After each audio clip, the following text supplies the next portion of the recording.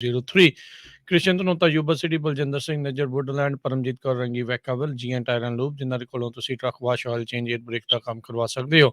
ਨਵੇਂ ਪੁਰਾਣੇ ਟਾਇਰ ਵਾਜਿਬ ਕੀਮਤਾਂ ਤੇ ਖਰੀਦ ਸਕਦੇ ਹੋ। ਸੈਂਟਰ ਨੈਲਾ ਮੰਡੇਲਾ ਚ ਲੋਕੇਸ਼ਨ ਨੇ। ਕਾਲ ਕਰ ਸਕਦੇ ਹੋ Nimma Sahota 209 277 0113। West Coast truck driving school Fresno truck ਚਲਾਉਣ ਦੀ ਸਿਖਲਾਈ ਵਧੀਆ ਢੰਗ ਦੇ ਨਾਲ ਦਿੰਦੇ ਹਨ। ਕਾਲ ਅਜੀਤ ਅਟਵਾਲ 559 374 45 41। ਇਹਨਾਂ ਸਾਰਿਆਂ ਦਾ ਧੰਨਵਾਦ। ਜੇਕਰ ਤੁਸੀਂ ਜਾਂ ਕੋਈ ਹੋਰ ਕਾਰੋਬਾਰ ਇਸ ਪ੍ਰੋਗਰਾਮ ਨੂੰ ਸਪਾਂਸਰ ਕਰਨਾ ਚਾਹੁੰਦੇ ਹੋ, ਸੰਪਰਕ ਕਰ ਸਕਦੇ ਹੋ ਨੰਬਰ 408 722 7698 ਦੇ ਉੱਤੇ।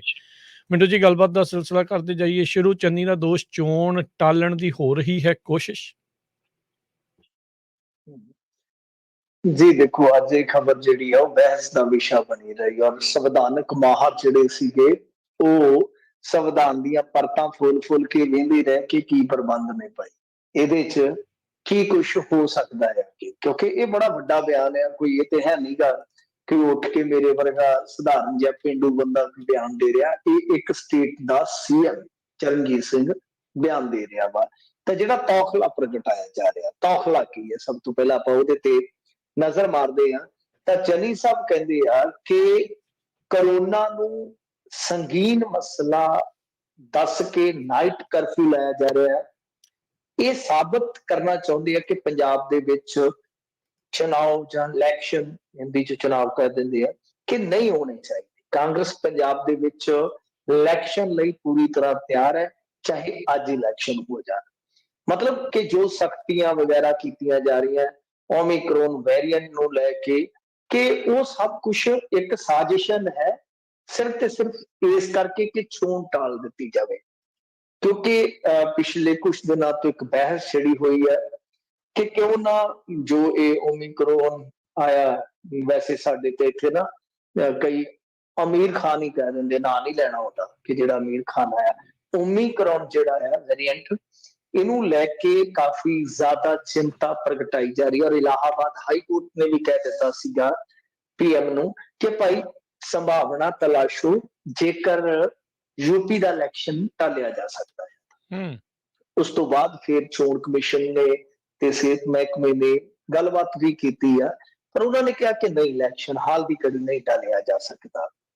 ਉਸ ਤਰ੍ਹਾਂ ਦੇਖੋ, ਗੱਲ ਇਹ ਹੈ ਕਿ 5 ਸਾਲਾਂ ਬਾਅਦ ਜਦੋਂ ਅਸੈਂਬਲੀ ਦੀ ਮਿਆਦ ਪੁੱਗ ਗਈ, ਇਲੈਕਸ਼ਨ ਤੇ ਕਰਵਾਇਆ ਜਾਣਾ ਤੇ ਪ੍ਰਬੰਧ ਹੈ।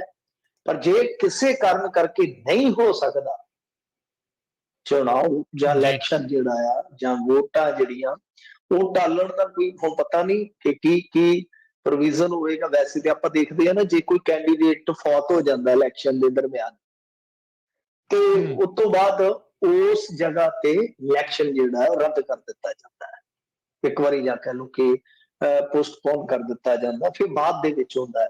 ਤਾਂ ਹੁਣ ਇਹ ਪ੍ਰਬੰਧ ਹੈ ਜਿਹੜਾ ਸੰਵਿਧਾਨ ਦੇ ਵਿੱਚ ਹੈਗਾ ਆ ਕਿ ਜੇਕਰ ਮੰਨ ਲਓ ਨਵੀਂ ਅਸੈਂਬਲੀ ਨਹੀਂ ਚੁਣੀ ਜਾਂਦੀ ਤਾਂ ਫਿਰ ਗਵਰਨਰ ਰੂਲ ਤੇ ਹੈ ਹੀ ਹੈ। ਸੋ ਇਸ ਕਰਕੇ ਇਸ ਡਰ ਦੇ ਪਿੱਛੇ ਕੁਛ ਲੌਜਿਕ ਨੇ, ਕੁਛ ਕਾਰਨ ਨੇ, ਕੁਛ ਤਜਰਬੇ ਵੀ ਨੇ। ਤਾਂ ਬਹਰਹਾਲ ਇਹਨਾਂ ਨੇ ਜਵਾਬ ਦਿੱਤਾ।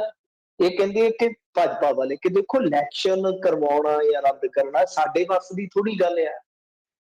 ਇਹ ਸਾਰਾ ਕੰਮ ਹੈ ਜਿਹੜਾ ਉਹ ਇਲੈਕਸ਼ਨ ਕਮਿਸ਼ਨ ਨੇ ਕਰਨਾ ਹੈ। ਔਰ ਦੂਜੀ ਗੱਲ ਉਹ ਕਹਿੰਦੇ ਕਿ ਦੇਖੋ ਕਿੱਡੀ ਕੰਟਰਾਡਿਕਸ਼ਨ ਹੈ ਕਿ ਇੱਕ ਪਾਸੇ ਅਰਵਿੰਦ ਕੇਜਰੀਵਾਲ ਦਿੱਲੀ ਦੇ ਵਿੱਚ ਪਾਬੰਦੀਆਂ ਲਾ ਰਿਹਾ ਕਰੋਨਾ ਕਰਕੇ, ਨਾਈਟ ਕਰਫਿਊ ਲਾ ਰਿਹਾ, ਤੇ ਪੰਜਾਬ ਦੇ ਵਿੱਚ ਆ ਕੇ ਰੈਲੀਆਂ ਕਰ ਰਿਹਾ ਹੈ। ਇਸੇ ਤਰ੍ਹਾਂ ਆਮ ਆਦਮੀ ਪਾਰਟੀ ਦੇ ਜਿਹੜੇ ਇੱਥੇ ਹੈਗੇ ਵਿਰੋਧੀ ਧਿਰ ਦੇ ਆਗੂ, ਉਹਨਾਂ ਨੇ ਵੀ ਗੱਲਾਂ ਬਾਤਾਂ ਕਹੀਆਂ ਨੇ। ਪਰ ਓਵਰਆਲ ਜੇ ਤੁਸੀਂ ਦੇਖੋ, ਗੱਲ ਇਹ ਹੈ ਕਿ ਠੀਕ ਆ ਕਿ ਬਿਮਾਰੀ ਤੇ ਹੈ, ਬਿਮਾਰੀ ਨੇ ਤਬਾਹੀ ਵੀ ਕੀਤੀ ਆ, ਸਭ ਕੁਛ ਆ।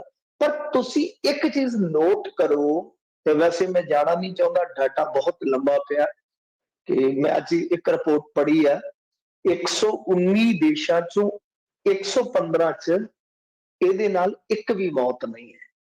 ਤੁਹਾਡੇ ਯੂਐਸ ਦੇ ਵਿੱਚ ਕੇਸ ਵਧੇ ਆ, ਪਰ ਤੁਸੀਂ ਦੇਖ ਲਓ ਕਿ ਤੁਹਾਡੀ ਜਿਹੜੀ ਮੌਤ ਦਰ ਹੈ ਉਹ ਘਟ ਗਈ ਹੈ, ਉਹ ਘਟ ਰਹੀ ਹੈ।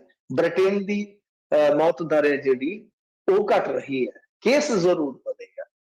ਹੁਣ ਜਿੱਥੋਂ ਇਹ ਸ਼ੁਰੂ ਹੋਇਆ ਸੀ ਅਫਰੀਕਾ ਦੇ ਵਿੱਚ, ਉੱਥੇ ਹੈ ਨਹੀਂ। ਡੈਲਟਾ ਕਿੱਧਰ ਗਿਆ? ਇਹ ਇੱਕ ਬਹਿਸ ਦਾ ਵਿਸ਼ਾ ਹੈ ਕਿ ਤੁਸੀਂ ਚਲੋ ਉਹ ਛੱਡ ਦਿਓ, ਇਹ ਤੇ ਚਲੋ ਜਿਹੜੇ ਤੱਥ ਹੈ, ਜੋ ਅੰਕੜੇ ਮੈਂ ਤੁਹਾਡੇ ਸਨਮੁਖ ਕਰ ਰਿਹਾ, ਕਿਸ ਤਰ੍ਹਾਂ ਤਾਂ ਬਹੁਤ ਕੁਝ ਹੋਏਗਾ ਅਗਾਂਹ ਚੱਲ ਕੇ। ਔਰ ਸਾਰੀ ਦੁਨੀਆ 'ਚ, ਦੁਨੀਆ ਦੇ ਵੱਖ-ਵੱਖ ਹਿੱਸਿਆਂ 'ਚ ਇਸੇ ਕਰਕੇ ਵਿਰੋਧ ਹੋ ਰਿਹਾ ਇਹਨਾਂ ਚੀਜ਼ਾਂ ਦਾ। ਵੈਕਸੀਨ ਦਾ ਵੀ ਵਿਰੋਧ ਹੋ ਰਿਹਾ, ਲੋਕਡਾਊਨ ਦਾ ਵੀ ਵਿਰੋਧ ਹੋ ਰਿਹਾ, ਬਹੁਤ ਚੀਜ਼ਾਂ ਦਾ ਵਿਰੋਧ ਹੋ ਰਿਹਾ, ਕਿਉਂਕਿ ਲੋਕ ਹੁਣ ਸ਼ੱਕ ਦੀ ਨਿਗਾਹ ਨਾਲ ਦੇਖਦੇ ਨੇ। ਤਾਂ ਤੁਸੀਂ ਇਹ ਸਾਰੀਆਂ ਚੀਜ਼ਾਂ ਛੱਡ ਦਿਓ, ਇਹ ਕਨਸਪੀਰੇਸੀ ਥਿਉਰੀ ਹੈ, ਜਿੰਨੀ ਮਰਜ਼ੀ ਪੜ੍ਹੀ ਜਾਓ, ਇਹਦੇ ਵਿੱਚ ਫੈਕਟ ਨਿਕਲਣਗੇ, ਇਹਦੇ ਵਿੱਚ ਆਰਗੂਮੈਂਟ ਨਿਕਲੇਗਾ, ਪਰੰਤੂ ਤੁਸੀਂ ਦੋਗਲਾਪਨ ਸੀਐਮ ਦਾ ਦੇਖੋ, ਇਸ ਪੰਜਾਬ ਦੇ ਸੀਐਮ ਦਾ। ਕੱਲ ਹੀ ਇਹਨੇ ਕੀ ਕੀਤਾ ਵਾ, ਇਹਦੇ ਮਤਲਬ ਕਿ ਪ੍ਰਸ਼ਾਸਕੀ ਢਾਂਚੇ ਨੇ ਇੱਕ ਨਵੀਂ ਗਾਈਡਲਾਈਨ ਜਾਰੀ ਕਰ ਦਿੱਤੀ ਆ। ਉਹਦੇ ਵਿੱਚ ਇਹ ਆ ਕਿ ਕਿਸੇ ਵੀ ਬੰਦੇ ਨੇ ਜੇ ਵੈਕਸੀਨ ਦੀਆਂ ਦੋਵੇਂ ਡੋਜ਼ਾਂ ਨਹੀਂ ਲਵਾਈਆਂ, ਉਹ ਇੱਕ ਤਰ੍ਹਾਂ ਨਾਲ ਕਹਿ ਲਓ ਕਿ ਸਮਾਜ ਨਾਲੋਂ ਕੱਟਿਆ ਗਿਆ। ਬੱਸ 'ਚ ਉਹ ਨਹੀਂ ਜਾ ਸਕਦਾ, ਸਬਜ਼ੀ ਮੰਡੀ 'ਚ ਉਹ ਨਹੀਂ ਜਾ ਸਕਦਾ, ਜਿਮ 'ਚ ਉਹ ਨਹੀਂ ਜਾ ਸਕਦਾ, ਸਿਨੇਮੇ 'ਚ ਉਹ ਨਹੀਂ ਜਾ ਸਕਦਾ। ਤੁਸੀਂ ਦੇਖੋ ਕਿੰਨਾ ਦੋਗਲਾਪਨ ਹੈ ਲੀਡਰਾਂ 'ਚ, ਕਿ ਇੱਕ ਪਾਸੇ ਤਾਂ ਤੁਸੀਂ ਕਹਿੰਦੇ ਹੋ ਕਿ ਕਰੋਨਾ ਨੂੰ ਜਾਂ ਓਮੀਕਰੋਨ ਨੂੰ ਸਾਜ਼ਿਸ਼ ਦੇ ਤੌਰ ਤੇ ਵਰਤਿਆ ਜਾ ਰਿਹਾ, ਤੇ ਤੁਸੀਂ ਬਈ ਇਹਦਾ ਸਾਜ਼ਿਸ਼ ਦਾ ਹਿੱਸਾ ਹੋ ਨਾ, ਮੰਨ ਜਾਓ। ਨਿਊ ਵਰਲਡ ਆਰਡਰ ਤੇ ਜਿਹੜਾ ਸਮਿਟ ਹੋਇਆ, ਹਿੰਦੁਸਤਾਨ ਟਾਈਮਜ਼ ਵੱਲੋਂ ਕਰਵਾਇਆ ਗਿਆ, 24 ਨਵੰਬਰ ਦੀ ਜਿਹੜੀ ਐਡ ਹੈ ਇੱਕ ਪੰਨੇ ਦੀ, ਉਹਦੇ ਤੇ ਚੰਨੀ ਦੀ ਫੋਟੋ ਹੈ।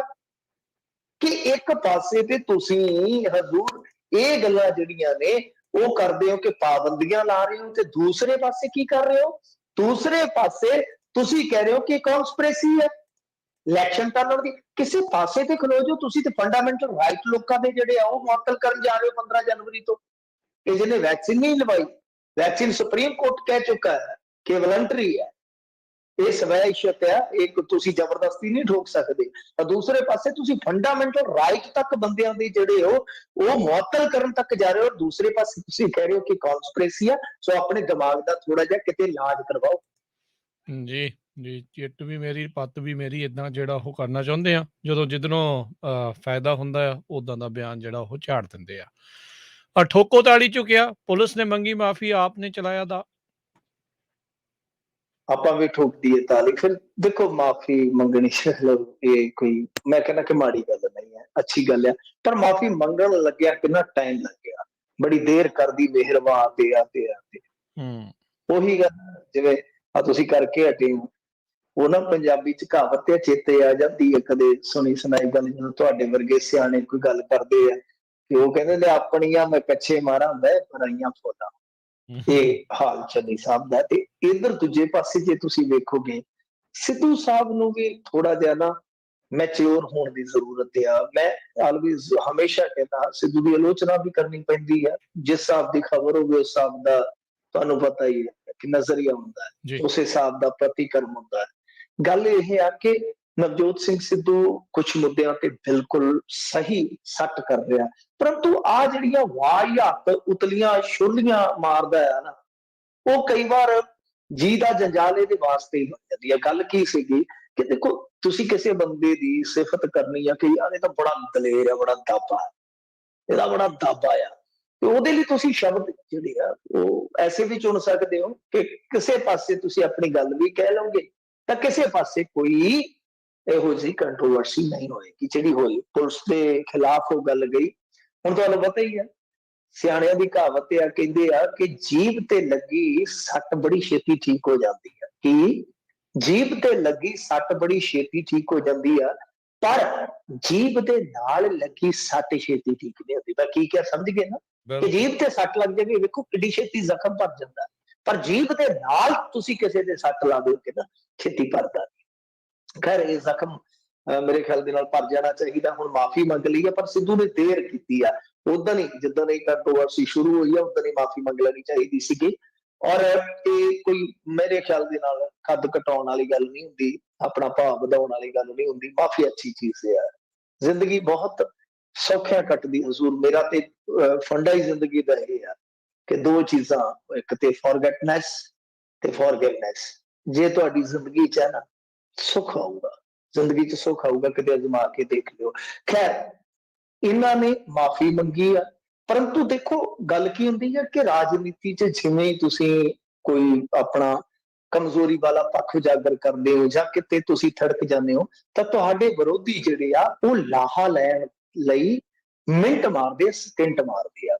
ਇਹਨਾਂ ਨੇ ਕੀ ਕੀਤਾ, ਆਮ ਆਦਮੀ ਪਾਰਟੀ ਵਾਲੇ ਨਾਲ ਦੀ ਨਾਲ ਹੀ ਹਜ਼ੂਰ ਇਸ ਮੁੱਦੇ ਨੂੰ ਚੁੱਕਿਆ, ਔਰ ਕਿਆ ਬਖੂਬੀ ਢੰਗ ਨਾਲ ਚੁੱਕਿਆ। ਮੈਨੂੰ ਉਮੀਦ ਸੀ, ਮੈਂ ਹੋਨੈਸਟਲੀ ਕਹਿਣਾ, ਮੈਨੂੰ ਹੂੰ, ਹੂੰ। ਤਵੱਕੋ ਸੀ ਕਿ ਇਹ ਮੁੱਦਾ ਨਵਜੋਤ ਸਿੰਘ ਸਿੱਧੂ ਚੁੱਕੂਗਾ, ਪਰ ਵੇਖੋ ਨਵਜੋਤ ਸਿੰਘ ਸਿੱਧੂ ਐਸਾ ਫਿੜਕਿਆ ਕਿ ਉਹ ਮੁੱਦਾ ਚੁੱਕ ਗਏ ਆਮ ਆਦਮੀ ਪਾਰਟੀ ਵਾਲੇ। ਉਹਨਾਂ ਨੇ ਕੀ ਕਿਹਾ, ਉਹਨਾਂ ਨੇ ਅੱਜ ਇੱਕ ਤਾਂ ਸਿੱਧੂ ਤੇ ਰਗੜਾ ਲਾਇਆ ਕਿ ਸਿੱਧੂ ਆਪਦੀ ਸਿਕਿਉਰਿਟੀ ਛੱਡ ਕੇ ਵੇਖੇ ਫਿਰ ਨਜ਼ਾਰਾ ਆਊਗਾ ਵਗੈਰਾ ਵਗੈਰਾ, ਚੈਲੰਜ ਕੀਤਾ। ਪਰ ਨਾਲ ਉਹਨਾਂ ਨੇ ਪੁਲਿਸ ਵਾਲਿਆਂ ਵਾਸਤੇ, ਪੁਲਿਸ ਵਾਲਿਆਂ ਦੀ ਨਫਰੀ ਆਲਮੋਸਟ ਜੇ ਤੁਸੀਂ ਦੇਖੋਗੇ ਤਾਂ ਲੱਖ ਦੇ ਕਰੀਬ ਹੈ ਇਸ ਟਾਈਮ। ਜੀ। ਹੁਣ ਉਹਨਾਂ ਨੇ ਕੀ ਕਿਹਾ, ਉਹ ਕਹਿੰਦੇ ਕਿ ਜਾਂਬਾਜ਼ ਸਿਪਾਹੀਆਂ ਨੂੰ ਸਨਮਾਨਜਨਕ ਨੌਕਰੀ ਦੇਵਾਂਗੇ, ਪੰਜਾਬ ਪੁਲਿਸ ਤੋਂ ਸਿਰਫ ਪੁਲਿਸੀਆ ਕੰਮ ਕਰਾਇਆ ਜਾਊਗਾ, ਕੋਈ ਗੈਰ ਸਰਕਾਰੀ ਕੰਮ ਨਹੀਂ ਕਰਾਵਾਂਗੇ ਅਸੀਂ ਆਪਦੀ ਸਰਕਾਰ 'ਚ, ਇਹਨਾਂ ਦੇ ਭੱਤਿਆਂ 'ਚ ਵਾਧਾ ਕਰਾਂਗੇ, ਮਹੀਨੇਵਾਰ ਭੱਤੇ ਮਿਲਿਆ ਕਰਨਗੇ, ਔਰ ਕੰਮ ਕਰਨ ਦੇ ਘੰਟੇ ਵੀ ਰੈਗੂਲੇਟ ਕਰ ਦਿਆਂਗੇ ਜਿਵੇਂ ਤੁਹਾਡੇ ਇੱਧਰ ਪੁਲਿਸ ਦੇ ਆ। ਹਾਂ, ਗੱਲ ਮੈਂ ਨਵਜੋਤ ਸਿੰਘ ਸਿੱਧੂ ਤੋਂ ਉਮੀਦ ਰੱਖਦਾ ਸੀ ਕਿ ਨਵਜੋਤ ਸਿੰਘ ਸਿੱਧੂ ਇਹ ਗੱਲ ਛੇੜੇਗਾ, ਕਿਉਂਕਿ ਇਹ ਪੁਲਿਸ ਰਿਫਾਰਮ ਦਾ ਹਿੱਸਾ ਹੈ, ਇਹ ਮੁੱਢਲਾ ਸਟੈਪ ਹੈ ਕਿ ਤੁਸੀਂ ਪੁਲਿਸ ਨੂੰ ਸਹੀ ਢੰਗ ਨਾਲ ਵਰਤੋਂ 'ਚ ਕਿਵੇਂ ਲਿਆਉਣਾ, ਤਾਂ ਉਹਦੇ ਵਾਸਤੇ ਡਿਊਟੀ ਉਹਨਾਂ ਦੀ ਰੈਗੂਲੇਟ ਕੀਤੀ ਜਾਵੇ, ਉਹਨਾਂ ਦੀ ਟ੍ਰੇਨਿੰਗ ਜਿਹੜੀ ਆ ਉਹ ਪਾਏਦਾਰ ਢੰਗ ਨਾਲ ਕਰਵਾਈ ਜਾਵੇ ਵਗੈਰਾ ਵਗੈਰਾ। ਪਰ ਤੁਸੀਂ ਦੇਖੋ ਨਵਜੋਤ ਸਿੰਘ ਸਿੱਧੂ ਇਹ ਮੁੱਦਾ ਚੁੱਕਦਾ ਬਹੁਤ ਅੱਛਾ ਮੁੱਦਾ ਹੋਣਾ ਸੀਗਾ, ਪਰੰਤੂ ਹੋਇਆ ਕਿ ਇਹ ਮੁੱਦਾ ਜਿਹੜਾ ਉਹ ਆਮ ਆਦਮੀ ਪਾਰਟੀ ਵਾਲਿਆਂ ਨੇ ਝਟਪਟ ਕੈਸ਼ ਕਰ ਲਿਆ ਵਾ। ਖੈਰ ਚਲੋ, ਇਹ ਗੱਲਾਂ ਜਿਹੜੀਆਂ ਇੰਨਾ ਜ਼ਿਆਦਾ ਡਿਸਕੋਰਸ ਦਾ ਹਿੱਸਾ ਨਹੀਂ ਹੈ ਬਣਦੀਆਂ, ਪਰ ਸਿੱਧੂ ਨੇ ਮਾਫੀ ਮੰਗ ਲਈ ਆ, ਅੱਛੀ ਗੱਲ ਆ। ਸਿੱਧੂ ਨੇ ਕਿਹਾ ਕਿ ਦੇਖੋ ਜੇ ਕਿਸੇ ਦੀ ਭਾਵਨਾ ਨੂੰ ਠੇਸ ਪਹੁੰਚੀ ਹੈ ਤੇ ਮੈਂ ਮਾਫੀ ਮੰਗਦਾ, ਮੈਨੂੰ ਇਸ ਗੱਲ ਦੀ, ਮੈਂ ਜ਼ਾਤੀ ਤੌਰ ਤੇ ਕਹਾਂ ਤੇ ਮੈਨੂੰ ਇਸ ਗੱਲ ਦੀ ਤਸੱਲੀ ਹੈ ਕਿ ਠੀਕ ਆ, ਜੇ ਤੁਸੀਂ ਇਹ ਮੰਨਦੇ ਹੋ ਕਿ ਗਲਤੀ ਹੋਈ ਹੈ, ਜਿੱਡੇ ਮਰਜ਼ੀ ਲੀਡਰ ਹੋਵੋ, ਗਲਤੀ ਤੁਹਾਡੇ ਤੋਂ ਹੋ ਜਾਂਦੀ ਹੈ, ਮਾਫੀ ਮੰਗਣ 'ਚ ਕੋਈ ਹਰਜ ਨਹੀਂ ਹੁੰਦਾ। ਪਰ ਜ਼ੁਬਾਨ ਜਿਹੜੀ ਹੈ ਨਾ, ਜ਼ੁਬਾਨ 'ਚ ਕਹਿੰਦੇ ਕਿ ਹੱਡੀ ਕੋਈ ਨਹੀਂ ਹੁੰਦੀ ਪਰ ਹੱਡ ਤੜਾ ਬੜੇ ਦਿੰਦੀ ਆ। ਪਰ ਨਵਜੋਤ ਸਿੰਘ ਸਿੱਧੂ ਨਾਲ ਇੱਕ ਵਾਰੀ ਹੋਇਆ, ਮੈਂ ਅਤੀਤ 'ਚ ਜਾਣਾ ਨਹੀਂ ਚਾਹੁੰਦਾ, ਦਸਤਾਰ ਲੱਥ ਗਈ ਸੀ, ਬਹੁਤ ਕੁਝ ਹੋਇਆ ਸੀ ਨਵਜੋਤ ਸਿੰਘ ਸਿੱਧੂ ਨਾਲ।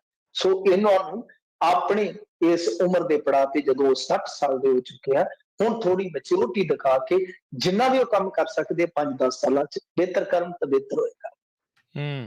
ਜੀ ਜੀ ਬਿਲਕੁਲ। ਚੌਧਰੀ ਬੋਲੇ ਸੀਐਮ ਫੇਸ ਨਹੀਂ, ਸਿੱਧੂ ਉਲਟ ਹੋਇਆ। ਇਹਨਾਂ ਦਾ ਰੇਟ ਤਾਂ ਏਦਾਂ ਹੀ ਚੱਲੂਗਾ ਜੀ, ਮੈਨੂੰ ਲੱਗਦਾ ਕਿ ਏਦਾਂ ਹੀ ਚੱਲੂਗਾ। ਵੇਖੋ ਗੱਲ ਇਹ ਆ ਕਿ ਸੁਰ ਰਲ ਨਹੀਂ ਰਹੇ, ਔਰ ਸੁਰ ਜਿਹੜੇ ਹੁੰਦੇ ਆ ਨਾ ਉਹ ਆਤਮਾ ਦੀ ਆਵਾਜ਼ ਵੀ ਹੁੰਦੇ ਆ, ਦੋ ਚੀਜ਼ਾਂ ਨੇ ਨਾ, ਕਿ ਸੁਰ ਜਿਹੜੇ ਆ ਉਹ ਵੱਖੋ ਵੱਖਰੇ ਆ, ਵੱਖਰੇ ਨੇ ਜ਼ਾਹਰ ਕਰਦੇ, ਔਰ ਸੁਰਾਂ ਦੇ ਵਿੱਚ ਹੀ ਕਿਤੇ ਨਾ ਕਿਤੇ ਤੁਹਾਡੀ ਆਤਮਾ ਦੀ ਆਵਾਜ਼ ਲੁਕੀ ਹੁੰਦੀ ਆ, ਤੁਹਾਡਾ ਜਿਹੜਾ ਵਿਚਾਰ ਪ੍ਰਵਾਹ ਹੁੰਦਾ। ਹੁਣ ਵਿਚਾਰ ਪ੍ਰਵਾਹ ਆਪਣਾ ਜਿਹੜਾ ਉਹ ਇਸ ਤਰ੍ਹਾਂ ਥੋੜੀ ਆ ਕਿ ਕਿਤੇ ਅੰਦਰ ਹਾਈਵੇ ਬਣਿਆ ਆਪਣੇ ਤੇ ਮੋਟਰਾਂ ਇੱਧਰ ਆਈ ਜਾਂਦੀਆਂ, ਵਿਚਾਰਾਂ ਦੀਆਂ ਉੱਧਰ ਜਾਈ ਜਾਂਦੀਆਂ, ਐਸਾ ਥੋੜੀ ਹੈ। ਵਿਚਾਰ ਪ੍ਰਵਾਹ ਹੈ ਕਿ ਅਸੀਂ ਕਿਸ ਤਰ੍ਹਾਂ ਸੋਚਦੇ ਹਾਂ, ਤਾਂ ਸਾਡੇ ਸ਼ਬਦਾਂ ਰਾਹੀਂ ਉਹ ਸੋਚ ਜਿਹੜੀ ਹੈ ਨਾ ਬਾਹਰ ਆ ਜਾਂਦੀ ਹੈ। ਦਰਅਸਲ ਗੱਲ ਕੀ ਹੋਈ ਆ ਕਿ ਪਹਿਲਾਂ ਹਰੀਸ਼ ਚੌਧਰੀ ਦਾ ਜਿਹੜਾ ਬਿਆਨ ਆਇਆ, ਉਹਨੇ ਸਿੱਧਾ ਕਿਹਾ, ਠੋਕ ਕੇ ਕਿਹਾ ਇੰਟਰਵਿਊ ਦੇ ਵਿੱਚ ਕਿ ਕਾਂਗਰਸ ਦੀ ਇਹ ਰਵਾਇਤ ਹੀ ਹੈ ਨਹੀਂ ਕਿ ਅਸੀਂ ਸੀਐਮ ਫੇਸ ਦਈਏ, ਤੋਂ ਐਤਕੀ ਵੀ ਸਾਡਾ ਕੋਈ ਸੀਐਮ ਫੇਸ ਨਹੀਂ ਹੋਏਗਾ, ਮਤਲਬ ਕਿ ਸਮੂਹਿਕ ਤੌਰ ਤੇ ਅਸੀਂ ਜਿਹੜੇ ਫੇਸ ਆ ਉਹ ਮੈਦਾਨ 'ਚ ਉਤਾਰਾਂਗੇ। ਇਹ ਬਹੁਤ ਵੱਡਾ ਝਟਕਾ ਸੀ ਸਿੱਧੂ ਸਾਹਿਬ ਵਾਸਤੇ। ਫਿਰ ਸਿੱਧੂ ਨੇ ਕੀ ਗੱਲ ਕਹੀ, ਸਿੱਧੂ ਨੇ ਆਖਿਆ, ਉਹਨੇ ਆਖਿਆ ਕਿ ਆਹੀ ਗੱਲ ਤੋਂ ਖਤਾ ਖਾ ਗਏ ਸੀ ਕਿ ਆਮ ਆਦਮੀ ਪਾਰਟੀ ਵਾਲੇ ਮੈਨੂੰ ਉਪ ਮੁੱਖ ਮੰਤਰੀ ਬਣਾਉਂਦੇ ਸੀ, ਪਰ ਮੈਂ ਕਿਹਾ ਤੁਹਾਡਾ ਲਾੜਾ ਕਿੱਥੇ ਆ, ਜਿਸ ਤਰ੍ਹਾਂ ਉਹ ਡਾਇਲੋਗ ਬੋਲਦੇ ਹੁੰਦੇ ਰੱਟਿਆ ਰਟਾਇਆ। ਤੇ ਨਾਲ ਉਹਨਾਂ ਨੇ ਕਿਹਾ ਕਿ ਦੇਖੋ ਲੋਕੀ ਜਾਣਨਾ ਚਾਹੁੰਦੇ, ਲੋਕੀ ਸਾਨੂੰ ਪੁੱਛਣਗੇ ਕਿ ਭਾਈ ਇਸ ਪੰਜਾਬ ਨੂੰ ਚਿੱਕੜ ਚੋਂ ਕੱਢਣ ਵਾਸਤੇ ਅੱਗੇ ਕਿਹੜਾ ਲੱਗੂ, ਬਿੰਡੀ ਕਿਹੜਾ ਲੱਗੂ, ਅਸੀਂ ਕੀ ਜਵਾਬ ਦੇਵਾਂਗੇ। ਤਾਂ ਉਹਨਾਂ ਨੇ ਦਿਲ ਦੀ ਗੱਲ ਕਰ ਦਿੱਤੀ ਹੈ, ਕਿਉਂਕਿ ਉਹ ਵਾਰ-ਵਾਰ ਇੱਕ ਚੀਜ਼ ਦਾ ਜ਼ਿਕਰ ਕਰਦੇ ਆ ਕਿ ਜੇ ਪ੍ਰਮਾਤਮਾ ਨੇ ਚਾਹਿਆ ਮੈਂ ਪਾਵਰਲੈਸ ਆ, ਜੇ ਕਿਤੇ ਸੁਣੀ ਗਈ ਪੰਜਾਬ ਮਾਡਲ ਦਾ ਕਿਤੇ ਲਾਗੂ ਹੋ ਜਾਣਾ ਹੋ ਗਿਆ ਤੇ ਫਿਰ ਤੁਸੀਂ ਦੇਖਿਓ ਕਿਵੇਂ ਆਪਾਂ ਫਟੇ ਚੱਕਦੇ ਆ, ਕਿਵੇਂ ਕਿੱਲੀ ਨੱਪਦੇ ਆ ਵਗੈਰਾ ਵਗੈਰਾ। ਉਹ ਉਹਨਾਂ ਦੀ ਮਨਸ਼ਾ ਜਿਹੜੀ ਆ ਉਹ ਕਿਤੇ ਨਾ ਕਿਤੇ ਝਲਕਾਰੇ ਮਾਰਦੀ ਆ। ਤਾਂ ਦੂਸਰੇ ਪਾਸੇ ਜੇ ਤੁਸੀਂ ਵੇਖੋਗੇ ਤਾਂ ਹਰੀਸ਼ ਚੌਧਰੀ ਦਾ ਬਿਆਨ ਹੈ ਜਿਹੜਾ ਉਹ ਬਿਲਕੁਲ ਉਲਟੀ ਨਹੀਂ ਹੈ, ਉਹ ਦਮਦਾਰ ਵੀ ਨਜ਼ਰ ਆਉਂਦਾ ਹੈ। ਕਿਉਂ? ਕਿਉਂਕਿ ਇਹਦੀ ਸ਼ਾਦੀ ਭਰੀ ਹੈ ਸੁਨੀਲ ਜਾਖੜ ਨੇ। ਆ ਹੁਣੀ ਥੋੜੀ ਦੇਰ ਪਹਿਲਾਂ, ਜਿਵੇਂ ਤੁਸੀਂ ਕੰਮ ਤੇ ਪਰਤੇ ਹੋ ਤਾਂ ਕੁਝ ਕੁ ਮਿੰਟ ਪਹਿਲਾਂ ਸੁਨੀਲ ਜਾਖੜ ਹੋਰਾਂ ਨੇ ਇੱਕ ਬਾਈਟ ਦਿੱਤੀ ਆ ਮੀਡੀਆ ਜੀ। ਹੁਣ ਉਹ ਬਾਈਟ ਪਤਾ ਕਦੋਂ ਦੀ ਹੈ? ਜਦੋਂ ਸਕਰੀਨਿੰਗ ਕਮੇਟੀ ਦੀ ਮੀਟਿੰਗ ਹੋ ਕੇ ਹਟਦੀ ਹੈ, ਮਤਲਬ ਕਿ ਅਜੇ ਮਾਕਨ ਦੀ ਅਗਵਾਈ ਦੇ ਵਿੱਚ ਜਿਹੜੀ ਸਕਰੀਨਿੰਗ ਕਮੇਟੀ, ਮਤਲਬ ਕਿ ਜਿਨ੍ਹਾਂ ਨੇ ਸੂਚੀਆਂ ਦੇਖਣੀਆਂ ਕਿ ਕਿਹਨੂੰ ਟਿਕਟ ਦਿੱਤੀ ਜਾਣੀ ਚਾਹੀਦੀ ਹੈ, ਕਿਹਨੂੰ ਨਹੀਂ ਦਿੱਤੀ ਜਾਣੀ ਚਾਹੀਦੀ, ਵਗੈਰਾ ਵਗੈਰਾ ਜੋ ਗੱਲਾਂ ਡਿਸਕਸ ਕਰਦੀ ਹੈ। ਤਾਂ ਉਸ ਕਮੇਟੀ ਦੇ ਵਿੱਚੋਂ ਬਾਹਰ ਆ ਕੇ ਸੁਨੀਲ ਜਾਖੜ ਨੇ ਇਸੇ ਗੱਲ ਦੀ ਪ੍ਰੋੜਤਾ ਕੀਤੀ ਆ। ਉਹਨੇ ਦੋ ਗੱਲਾਂ ਵੱਡੀਆਂ ਕਹੀਆਂ ਕਿ ਇੱਕ ਤੇ ਸੀਐਮ ਫੇਸ ਨਹੀਂ ਦਿੱਤਾ ਜਾਏਗਾ, ਸੈਕੰਡ ਜਿਹੜੀ ਗੱਲ ਕਹੀ ਹੈ ਕਿ ਭਾਈ ਹਲਕੇ ਨਹੀਂ ਬਦਲੇ ਜਾਣਗੇ। ਇਹ ਸਿੱਧੂ ਨੇ ਮੁੱਦਾ ਚੁੱਕਿਆ ਸੀਗਾ, ਇਹ ਸਿੱਧੂ ਦੀ ਮੰਗ ਸੀ। ਸਿੱਧੂ ਨੇ ਆਖਿਆ ਸੀਗਾ ਕਿ ਮਲਾਈਆਂ ਤੁਸੀਂ ਖਾਵੋ ਤੇ ਜਦੋਂ ਪੌਲੇ ਖਾਣ ਦੀ ਵਾਰੀ ਆਵੇ ਆਪ ਤੁਸੀਂ ਉਹ ਹਲਕਾ ਛੱਡ ਕੇ ਅਗਲੇ ਹਲਕੇ 'ਚ ਹਲਕੇ ਹੋ ਕੇ ਜਾ ਕੇ ਪੈ ਜਾਂਦੇ ਹੋ। ਪਿਛਲਾ ਬਾਈ ਕੁਰਬਾਨੀ ਕਰਦੇ ਤੇ ਉਹਦੀ ਪਿੱਠ ਥਾਪੜ ਕੇ ਤੁਸੀਂ ਕਹਿ ਦਿੰਦੇ ਹੋ ਚੜ ਜਾ ਬੱਚਾ ਸੂਲੀ ਭਲੀ ਕਰੇਗਾ ਰਾਮ, ਏਦਾਂ ਥੋੜੀ ਚੱਲੇਗਾ। ਸੋ ਇਹ ਸਿੱਧੂ ਦਾ ਵਾਜਬ ਨੁਕਤਾ ਸੀਗਾ, ਤਾਂ ਇਹਦੇ ਨਾਲ ਸਹਿਮਤੀ ਪ੍ਰਗਟਾਈ ਆ। ਪਰ ਸੀਐਮ ਫੇਸ ਦਾ ਉਹਨਾਂ ਨੇ ਤਕਰੀਬਨ ਕਹਿ ਲਓ ਕਲੀਅਰ ਕਰ ਦਿੱਤਾ ਹੈ ਕਿ ਸੀਐਮ ਫੇਸ ਇੱਕ ਨਹੀਂ ਦਿੱਤਾ ਜਾਏਗਾ। ਉਹਦਾ ਕਾਰਨ ਆਪਾਂ ਨੂੰ ਵੀ ਨਜ਼ਰ ਆਉਂਦਾ ਕਿ ਜੇ ਚੰਨੀ ਸਾਹਿਬ ਨੂੰ ਨਹੀਂ ਕਰਦੇ, ਐਸੀ ਭਾਈਚਾਰੇ ਬਾਰੇ ਜੋ ਸੋਚਿਆ ਤਦ ਵੀ, ਜੇ ਮੰਨ ਲਓ ਚੰਨੀ ਸਾਹਿਬ ਨੂੰ ਕਰਦੇ ਆ ਤੇ ਤਦ ਵੀ ਸਿੱਧੂ ਕਲੇਸੀ, ਜੇ ਮੰਨ ਲਓ ਕਿਸੇ ਤੀਸਰੇ ਨੂੰ ਕਰ ਦਿੰਦੇ ਸੁਨੀਲ ਜਾਖੜ ਨੂੰ ਤੇ ਫਿਰ ਤੇ ਉਤੋਂ ਵੀ ਜ਼ਿਆਦਾ ਕਲੇਸ਼।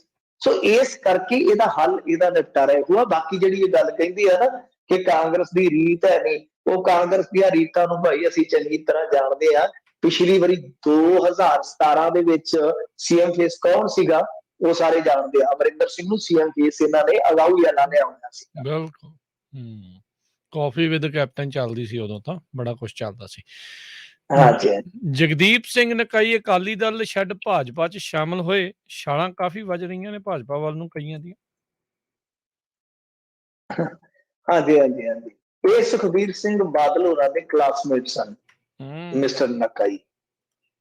ਨਕਾਈ ਜਿਹੜੇ ਆ ਹੁਣ ਜਾ ਕੇ ਮਕਾਈ ਭਾਜਪਾ ਵਾਲਿਆਂ ਦੀ ਗੋਡਿਆ ਕਰਨਗੇ। ਦੇਖੋ ਇਹ ਮਾਨਸਾ ਦੀ ਰਾਜਨੀਤੀ ਦੇ ਵਿੱਚ ਅੱਛਾ ਖਾਸਾ ਨਾਮ ਹੈ ਇਹਨਾਂ ਦਾ, ਅੱਛਾ ਖਾਸਾ ਕਹਿ ਲਓ ਕਿ ਹੋਲਡ ਵੀ ਆ। ਤਾਂ ਮੇਰੇ ਖਿਆਲ ਦੇ ਨਾਲ ਦੇਖੋ ਭਾਰਤੀ ਜਨਤਾ ਪਾਰਟੀ ਜਿਹੜੀ 1.5-2 ਮਹੀਨੇ ਪਹਿਲਾਂ ਤੀਕ, ਇੱਕ ਗੱਲ ਵੇਖੋ ਤੁਸੀਂ, 1.5-2 ਮਹੀਨੇ ਪਹਿਲਾਂ ਤੀਕ ਬੰਦੇ ਲੱਭਦੀ ਫਿਰਦੀ ਸੀ ਕਿ 70-80 ਬੰਦੇ ਘੱਟੋ ਘੱਟ ਮਿਲ ਜਾਣ ਪੰਜਾਬ ਚੋਂ ਕਿ ਅਸੀਂ ਪਰਦਾ ਕੱਜ ਲਈਏ। ਅੱਜ ਵੇਖੋ ਉਹਦੇ ਵੱਲ ਟੁੱਟ ਟੁੱਟ ਕੇ ਪੈ ਰਹੇ ਆ। ਜਿਵੇਂ ਆਂਦਾ ਸੀਗਾ ਨਾ, ਪੈਸੇ ਨੂੰ ਟੁੱਟ ਟੁੱਟ ਪੈਂਦੇ ਸਾਰੇ ਹੀ ਅੰਗਰੇਜ਼ ਵਾਲੀ, ਬੱਚਿਆਂ ਦੇ ਮਰਨ ਨਾ ਮਾਪੇ ਰੋਂਦੇ ਨੇ ਗਲੀ ਗਲੀ। ਸੋ ਗੱਲ ਇਹ ਆ ਕਿ ਟੁੱਟ ਟੁੱਟ ਕੇ ਪੈ ਗਏ ਭਾਜਪਾ ਵਾਲੇ, ਟੁੱਟ ਟੁੱਟ ਕੇ। ਹਾਲੇ ਤੁਸੀਂ ਦੇਖਿਓ 2-4 ਦਿਨ ਹੋ ਰਿਹਾ, ਵੇਖੋ ਕਿੰਨੇ ਤਗੜੇ ਤਗੜੇ ਨਾਂ ਸਾਡੇ ਸਾਹਮਣੇ ਆਉਂਦੇ ਆ। ਤਾਂ ਬਹਰਹਾਲ ਇਹ ਨਕਾਈ ਸਾਹਿਬ ਚਲੇ ਗਏ ਆ, ਇਹਦਾ ਮਤਲਬ ਕੀ ਆ? ਇਹਦਾ ਮਤਲਬ ਇੱਕ ਹੋਰ ਵੀ ਨਿਕਲਦਾ ਹੈ ਕਿ ਆਮ ਆਦਮੀ ਪਾਰਟੀ ਹੋਵੇ, ਚਾਹੇ ਕਾਂਗਰਸ ਹੋਵੇ, ਚਾਹੇ ਅਕਾਲੀ ਦਲ, ਤਿੰਨੇ ਹੀ ਪਾਰਟੀਆਂ ਬਰਾਬਰ ਇਸ ਵੇਲੇ ਦਲ ਬਦਲੀ ਨਾਲ ਜੂਝ ਰਹੀਆਂ। ਕੋਈ ਵੀ ਪਾਰਟੀ ਇਹ ਨਹੀਂ ਕਹਿ ਸਕਦੀ ਕਿ ਸਾਡੇ ਬੰਦੇ ਨਹੀਂ ਜਾ ਰਹੇ। ਭਾਰਤੀ ਜਨਤਾ ਪਾਰਟੀ ਧੜਾ ਧੜ ਬੰਦੇ ਤੋੜ ਰਹੀ ਹੈ, ਧੜਾ ਧੜ ਬੰਦੇ ਜੋੜ ਰਹੀ ਹੈ। ਇਹ ਖਤਰੇ ਦਾ ਘੁੱਗੂ ਹੈ, ਇਹ ਦੂਜਿਆਂ ਵਾਸਤੇ ਖਤਰੇ ਦਾ ਘੁੱਗੂ ਹੈ ਵੀ ਆਪਦਾ ਸਮਾਨ ਸੰਭਾਲ ਲਵੋ, ਇਹ ਲੈ ਚੱਲੇ। ਹੁਣ ਫਤਿਹ ਜੰਗ ਸਿੰਘ ਬਾਜਵਾ, ਬਲਵਿੰਦਰ ਸਿੰਘ ਲਾਡੀ, ਗੁਰਮੀਤ ਸੋਢੀ, 3 ਵਿਧਾਇਕ। ਸਿੱਧੂ ਨੂੰ ਇਸ ਮਾਮਲੇ ਦੇ ਵਿੱਚ ਕੋਈ ਜਵਾਬ ਨਹੀਂ ਆਉਣਦਾ ਕਿ ਮੈਂ ਜਵਾਬ ਕੀ ਦੇਵਾਂ।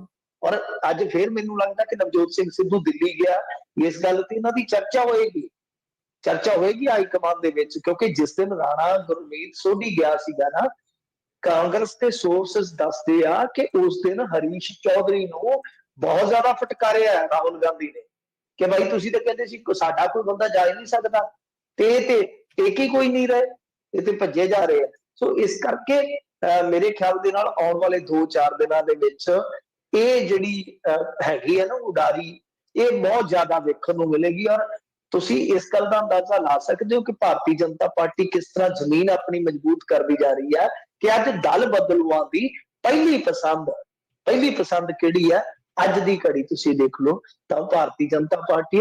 ਪਰ ਬੰਗਾਲ ਦਾ ਇਤਿਹਾਸ ਨਹੀਂ ਭੁੱਲਣਾ ਚਾਹੀਦਾ।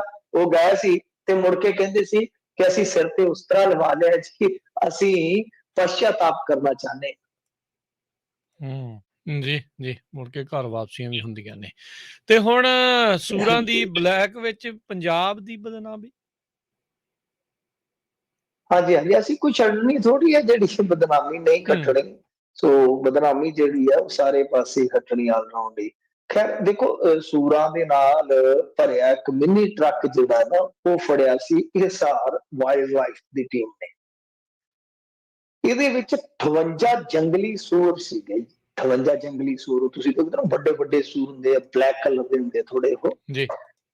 ਤੇ ਉਹਨਾਂ ਨੂੰ ਜਦੋਂ ਪੁੱਛਗਿੱਛ ਵਾਸਤੇ ਹਿਰਾਸਤ ਚ ਲਿਆ ਗਿਆ, ਜਿਹੜੇ ਉਹ ਲੈ ਕੇ ਜਾ ਰਹੇ ਸਨ 2-3 ਬੰਦੇ, ਤਾਂ ਉਹਨਾਂ ਨੇ ਬਹੁਤ ਖਤਰਨਾਕ ਖੁਲਾਸਾ ਕੀਤਾ ਕਿ ਇਹ ਜਿਹੜੇ ਜੰਗਲੀ ਸੂਰ ਆ, ਇਹ ਅਸੀਂ ਗੁਜਰਾਤ ਤੋਂ ਲੈ ਕੇ ਆਏ ਆ। ਗੁਜਰਾਤ ਅਸੀਂ ਵੀ ਅੱਜ ਕੱਲ ਬੜੇ ਫੇਮਸ ਹੋਏ ਫਿਰਦੇ ਨੇ ਹਰੇਕ ਕੰਮ ਦੇ ਵਿੱਚ। ਚਾਹੇ ਡਰੱਗ ਦਾ ਮੁੱਦਾ, ਕਹਿੰਦੇ ਕਿੱਥੋਂ ਆਈ ਆ ਡਰੱਗ, ਕਹਿੰਦੇ ਉੱਥੋਂ ਆਈ ਆ ਜਿੱਥੇ ਅਡਾਨੀਆਂ ਨੇ ਪੋਰਟ ਬਣਾਈ ਆ। ਸੋ ਇਧਰੋਂ ਸੂਰਾਂ ਵਾਲਾ ਮਸਲਾ, ਕਹਿੰਦੇ ਗੁਜਰਾਤ ਚੋਂ ਲੈ ਕੇ ਆ ਗਏ। ਕਹਿੰਦੇ ਕਿੱਥੇ ਲਿਜਾਣੇ, ਕਹਿੰਦੇ ਪੰਜਾਬ ਦੇ ਵਿੱਚ। ਕਰਨਾ ਕੀ ਜੇ, ਕਹਿੰਦੇ ਦੰਦ ਇਹਦੇ ਜਿਹੜੇ ਆ ਨਾ, ਉਹ ਤੰਤਰ ਮੰਤਰ ਦੇ ਵਿਦਿਆ ਦੇ ਕੰਮ ਆਉਂਦੇ ਆ। ਜਿੱਥੇ ਜ਼ਰੇ ਜ਼ਰੇ ਚ ਗੁਰਬਾਣੀ ਦਾ ਸੰਦੇਸ਼ ਗੂੰਜਦਾ, ਉੱਥੇ ਦੇਖੋ ਤਾਂਤਰਿਕ ਵਿਦਿਆ ਲਈ। ਤੁਹਾਨੂੰ ਯਾਦ ਹੋ ਨਾ, ਬਠਿੰਡੇ ਦੇ ਇੱਕ ਵਾਰੀ ਚਿੜੀਆ ਘਰ ਚੋਂ ਮੇਰੇ ਖਿਆਲ ਦੇ ਨਾਲ ਉੱਲੂ ਚੋਰੀ ਹੋ ਗਏ ਸੀ। ਅੱਜ ਤੱਕ ਕੇਸ ਤੇ ਵੈਸੇ ਅਨਟ੍ਰੇਸ ਆ, ਪਰ ਚਰਚਾਵਾਂ, ਕਿਉਂਕਿ ਸਾਡਾ ਏਰੀਆ, ਚਰਚਾਵਾਂ ਹੀ ਸੀਗੀਆਂ ਕਿ ਕੋਈ VIP ਮਤਲਬ ਕਿ ਤਾਂਤਰਿਕ ਮੰਤਰਿਕ ਵਾਸਤੇ ਉਹ ਲੈ ਗਿਆ। ਆ ਕੰਮ ਚੱਲਦਾ।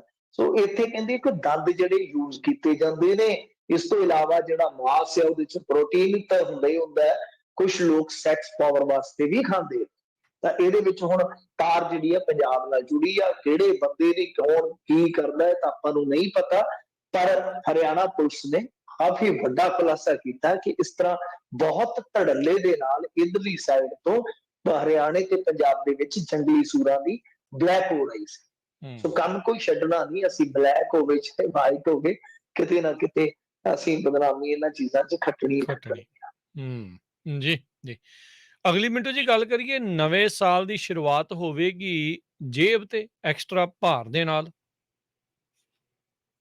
ਚਲੋ ਨਵਾਂ ਸਾਲ ਮੁਬਾਰਕ ਹੋਵੇ ਭਾਈ, ਨਵਾਂ ਸਾਲ ਮੁਬਾਰਕ ਹੋਵੇ। ਗੱਲ ਇਹ ਆ ਕਿ ਅਸੀਂ ਇੱਕ ਦਿਨ ਤੁਹਾਡੇ ਪਿੱਛੋਂ ਰਿਪੋਰਟ ਕੀਤੀ ਸੀ, ਉਹਦੇ 'ਚ ਦੱਸਿਆ ਸੀਗਾ ਕਿ ਕਿਸ ਤਰ੍ਹਾਂ ਜੇ ਤਾਂ ਇਨਇਕੁਐਲਿਟੀ ਦੇਖੋਗੇ, ਉਹ ਨਾ ਬਰੋਬਰਤਾ, ਕਿਸ ਤਰ੍ਹਾਂ ਗਰੀਬਾਂ ਦੀ ਗਿਣਤੀ 'ਚ ਇਜ਼ਾਫਾ, ਕਿਸ ਤਰ੍ਹਾਂ ਮਿਡਲ ਕਲਾਸ ਲਗਾਤਾਰ ਗਰੀਬ ਹੋਇਆ 3-4 ਸਾਲਾਂ 'ਚ। ਮਤਲਬ ਕਿ ਇੰਡੀਆ ਇਹਨਾਂ ਮਾਮਲਿਆਂ 'ਚ ਨਾ ਬਰੋਬਰਤਾ ਜਾਂ ਗਰੀਬਾਂ ਦੀ ਗਿਣਤੀ ਦੇ ਮਾਮਲੇ ਦੇ ਵਿੱਚ ਲਗਾਤਾਰ ਮੁਸਲਸਲ ਅਵਲ ਜਾ ਰਿਹਾ। ਅਸੀਂ ਉਹ ਸਾਰੇ ਫਿਗਰਸ ਜਿਹੜੇ ਸੀਗੇ ਆਪਣੇ ਸਰੋਤਿਆਂ ਨਾਲ ਸਾਂਝੇ ਕੀਤੇ ਸਨ। ਤਾਂ ਜਿਸ ਦੇਸ਼ ਦੇ ਵਿੱਚ ਇਹ ਹਾਲ ਹੋਵੇ ਕਿ ਕਰੋੜਾਂ ਲੋਕ ਇੱਕੋ ਝਟਕੇ 'ਚ ਮਿਡਲ ਕਲਾਸ ਤੋਂ ਗਰੀਬੀ ਵਾਲੀ ਲਾਈਨ ਤੇ ਆ ਜਾਣ, ਤਾਂ ਉਸ ਦੇਸ਼ ਦੇ ਵਿੱਚ ਮਹਿੰਗਾਈ ਜਿਹੜੀ ਆ, ਇਹ ਤੁਸੀਂ ਦੇਖਿਓ, ਮੇਰੀ ਗੱਲ ਯਾਦ ਰੱਖਿਓ, ਮਹਿੰਗਾਈ ਇੰਨੀ ਜ਼ਿਆਦਾ ਹੋ ਜਾਏਗੀ ਨਾ ਇੰਡੀਆ ਦੇ ਵਿੱਚ, ਉਹ ਕੰਨਾ ਥਾਣੀ ਤੋਂ ਨਿਕਲੇਗਾ ਜਿਸ ਤਰ੍ਹਾਂ ਦੀ ਹਾਲਤ ਹੈ, ਜਿਸ ਤਰ੍ਹਾਂ ਦੀ ਸੂਰਤ ਹਾਲ ਹੈ। ਤਾਂ ਹੁਣ 1 ਜਨਵਰੀ ਤੋਂ ਝਟਕਾ ਲੱਗਣ ਜਾ ਰਿਹਾ ਲੋਕਾਂ ਨੂੰ। ਇੱਕ ਤੇ ਇਹ ਆ ਕਿ ATM ਦੇ ਵਿੱਚੋਂ ਪੈਸੇ ਕੱਢਣ ਤੇ ਵੈਸੇ ਚਾਰਜਸ ਇਹਨਾਂ ਨੇ ਪਹਿਲਾਂ ਹੀ ਲਾ ਦਿੱਤੇ ਸੀ। ਪਹਿਲਾਂ ਫ੍ਰੀ ਸੀ, ਦੇਖੋ ਪਹਿਲਾਂ ਸਭ ਕੁਝ ਫ੍ਰੀ ਦਿੱਤਾ ਜਾਂਦਾ, ਫਿਰ ਚਾਰਜਸ ਲਾਏ ਜਾਂਦੇ ਨੇ। ਹੁਣ ਤੇ ਜੇ ਤੁਸੀਂ ਖਾਤੇ 'ਚ, ਮੇਰੇ ਵਰਗੇ ਦੇ ਖਾਤੇ 'ਚ ਪੈਸੇ ਨਹੀਂ ਹੈਗੇ, ਮੇਰੇ ਵੀ ਖਾਤੇ 'ਚ ਪੈਨਲਟੀ ਪਈ ਹੈ, ਤਾਂ ਉਹ ਪੈਨਲਟੀ ਪਾ ਦਿੰਦੇ ਆ ਤੁਹਾਨੂੰ ਉਲਟਾ ਕਿ ਭਾਈ ਪੈਸੇ ਲਿਆ। ਇਹ ਨਹੀਂ ਦੇਖਣਾ ਕਿ ਪੈਸੇ ਲਿਆਉਣੇ ਕਿੱਥੋਂ, ਗਰੀਬ ਨੇ ਮਾਤੜ ਨੇ।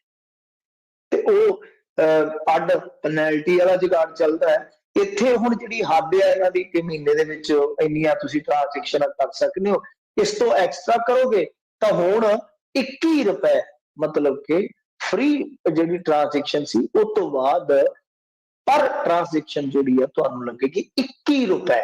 ਜਿੰਨੀਆਂ ਵੀ ਮਹੀਨੇ 'ਚ ਜੇ 10 ਕਰੋਗੇ ਤਾਂ ਆਪਦੀ ਤੁਸੀਂ ਬਾਈ ਮਲਟੀਪਲਾਈ ਕਰ ਲਓ, ਉਹਨੂੰ ਗੁਣਾ ਕਰ ਲਓ ਕਿ ਕਿੰਨੇ ਪੈਸੇ ਉਹ ਚਲੇ ਜਾਣਗੇ। ਖੈਰ, ਦੂਜੇ ਪਾਸੇ ਕੱਪੜੇ, ਫੁੱਟਵੇਅਰ, ਇਹ ਸਭ ਕੁਛ ਹੈ ਜਿਹੜਾ ਉਹ ਮਹਿੰਗਾ ਹੋ ਜਾਏਗਾ, ਕਿਉਂਕਿ ਦੇਖੋ ਫੁੱਟਵੇਅਰ ਤੇ ਜਿਹੜੀ GST ਆ ਉਹ ਇਹਨਾਂ ਨੇ ਵਧਾ ਕੇ 12% ਕਰਨੀ ਹੈ। ਕੱਪੜਾ ਰੈਡੀਮੇਡ ਜਾਂ ਫੁੱਟਵੇਅਰ ਹੈ ਜਿੱਥੇ ਇਹ 7% GST ਵਧਾ ਰਹੇ ਉਹਦੇ ਤੇ। ਤਾਂ ਤੁਸੀਂ ਸਮਝ ਲਓ ਕਿ ਇਹ ਜਿਹੜਾ ਕੱਪੜਾ ਲੱਤਾ ਫੁੱਟਵੇਅਰ ਹੈ ਲੋਕਾਂ ਦੇ, ਕਿਉਂਕਿ ਤੇ ਸਾਰਿਆਂ ਦੀ ਜ਼ਰੂਰਤ ਹੈ ਨਾ, ਇਹ ਵੀ ਮਹਿੰਗਾ ਹੋ ਜਾਏਗਾ। ਫਿਰ ਇਸ ਤੋਂ ਇਲਾਵਾ ਅੱਗੇ ਆਉਂਗੇ ਤੁਸੀਂ ਤਾਂ ਇੰਡੀਆ ਪੋਸਟ ਪੇਮੈਂਟ ਜਿਹੜੀ ਹੁੰਦੀ ਹੈ, ਜਿਵੇਂ ਤੁਸੀਂ ਡਾਕਖਾਨਿਆਂ 'ਚ ਖਾਤੇ ਵਗੈਰਾ ਦੇਖਦੇ ਹੋ, ਕਿ ਇਹਨਾਂ ਦੇ ਵਿੱਚ ਜਿਹੜੇ ਅਕਾਊਂਟ ਆ, ਬੇਸਿਕ ਸੇਵਿੰਗਸ ਅਕਾਊਂਟ ਤੋਂ ਹਰ ਮਹੀਨੇ 4 ਵਾਰ ਕੈਸ਼ ਨਿਕਾਸੀ ਫ੍ਰੀ ਹੋਏਗੀ। ਉਸ ਤੋਂ ਬਾਅਦ 0.50% ਚਾਰਜ ਤੁਹਾਨੂੰ ਦੇਣਾ ਹੋਏਗਾ, ਜੋ ਘੱਟੋ ਘੱਟ 25 ਰੁਪਏ ਪਰ ਨਿਕਾਸੀ ਬਣੇਗਾ। ਦੇਖ ਲਓ, ਇੰਡੀਅਨ ਪੋਸਟ ਦੇ ਵਿੱਚ ਵੀ ਜੇ ਤੁਸੀਂ ਪੈਸਾ ਰੱਖਿਆ ਤਾਂ ਕੁਝ ਇਸ ਤਰ੍ਹਾਂ ਦਾ ਲੱਗੇਗਾ, ਤੁਹਾਨੂੰ ਚਾਰजेस ਦੇਣੇ ਪੈਣਗੇ। ਫਿਰ ਨਵੇਂ ਸਾਲ ਦੀ ਸ਼ੁਰੂਆਤ ਚ Maruti, Suzuki, Reno, Honda, Toyota, Skoda, ਇਹ ਸਾਰੀਆਂ ਕਾਰਾਂ ਜਿਹੜੀਆਂ ਮਹਿੰਗੀਆਂ ਹੋ ਜਾਣਗੀਆਂ। ਇਹ ਕਾਰਾਂ ਮਤਲਬ ਕਿ ਜੇ ਕੋਈ ਮਿਡਲ ਕਲਾਸ ਜਾਂ ਮਿਡਲਮੈਨ ਬੰਦਾ ਜਿਹੜਾ ਉਹ ਸੋਚਦਾ ਨੇ ਮੈਂ ਕਿ ਕਿਤੇ ਯਾਰ ਆਪਣੀ ਇੱਕ ਕਾਰ ਹੋਵੇ 5-7 ਲੱਖ ਦੀ, ਚੱਲ ਕਿਤੇ ਜੀ ਜੁਗਾੜ ਲਾ ਕੇ 1-2 ਲੱਖ ਡਾਊਨ ਪੇਮੈਂਟ ਕਰ ਦਈਏ, ਫਿਰ ਕਿਸ਼ਤਾਂ ਕੁਸ਼ਤਾਂ ਭਰੀਏ। ਸੋਚ ਹੁੰਦੀ ਹੈ ਨਾ ਹਰ ਇੱਕ ਬੰਦੇ ਦੀ, ਬਿਲਕੁਲ ਕਿਤੇ ਨਾ ਕਿਤੇ ਅੱਗੇ ਵਧਣ ਦੀ ਸਕੀਮ ਹੁੰਦੀ ਹੈ। ਤਾਂ ਉਹਨਾਂ ਵਾਸਤੇ ਵੀ ਝਟਕਾ ਹੈ ਕਿ ਇਹਨਾਂ ਕਮਰਸ਼ੀਅਲ ਵਹੀਕਲਾਂ ਦੀ ਜੇ ਤੁਸੀਂ ਦੇਖੋਗੇ ਤਾਂ ਕੀਮਤ ਜਿਹੜੀ ਉਹ 2.5 ਤੋਂ 3% ਵੱਧ ਜਾਏਗੀ। ਔਰ ਵੈਸੇ ਵੀ ਜੇ ਤੁਸੀਂ 8 ਲੱਖ ਦੀ ਕਾਰ ਲੈਂਦੇ ਹੋ ਇੰਡੀਆ 'ਚ, 8 ਲੱਖ ਦੀ ਜਿਹੜੀ ਕਾਰ ਔਨ ਰੋਡ ਜਾਂਦੀ ਹੈ, ਉਹਦੇ ਵਿੱਚ ਤਕਰੀਬਨ 2.5 ਲੱਖ ਰੁਪਈਆ ਜਿਹੜੇ ਇਹਨਾਂ ਦੇ ਸੈਸ ਟੈਕਸ ਵਗੈਰਾ ਹੀ ਚਲੇ ਜਾਂਦੇ। ਜੀ ਜੀ ਜੀ ਮਾਰ ਜਿਹੜੀ ਆ 64 ਫੇਰਿਓਂ ਜਿਹੜੀ ਉਹ ਲਗਾਤਾਰ ਪੈ ਰਹੀ ਆ। ਤੇ ਮਿੰਟੂ ਜੀ ਬਹੁਤ ਸ਼ੁਕਰੀਆ, ਬੜੀ ਮਿਹਰਬਾਨੀ, ਤੇ ਮਿਲਦੇ ਹਾਂ ਜੀ ਫਿਰ ਅਗਲੀ ਵਾਰ। ਧੰਨਵਾਦ ਜੀ, ਸਤਿ ਸ਼੍ਰੀ ਅਕਾਲ ਸ਼ੁਕਰੀਆ ਜੀ, ਸਾਰਿਆਂ ਨੂੰ ਸਤਿ ਸ਼੍ਰੀ ਅਕਾਲ ਜੀ। ਜੀ। ਤੇ ਸਰੋਤਿਓ, ਇੱਥੇ ਹੀ ਸਾਡੇ ਅੱਜ ਦੇ ਪ੍ਰੋਗਰਾਮ ਦੀ ਸਮਾਪਤੀ ਆ। ਮੇਰੇ ਵੱਲੋਂ ਵੀ ਤੁਹਾਨੂੰ ਸਾਰਿਆਂ ਨੂੰ ਪਿਆਰ ਭਰੀ ਨਿੱਘੀ ਸਤਿ ਸ਼੍ਰੀ ਅਕਾਲ। ਸੁਣਦੇ ਰਹੋ ਜੀ ਪੰਜਾਬੀ ਰੇਡੀਓ USA।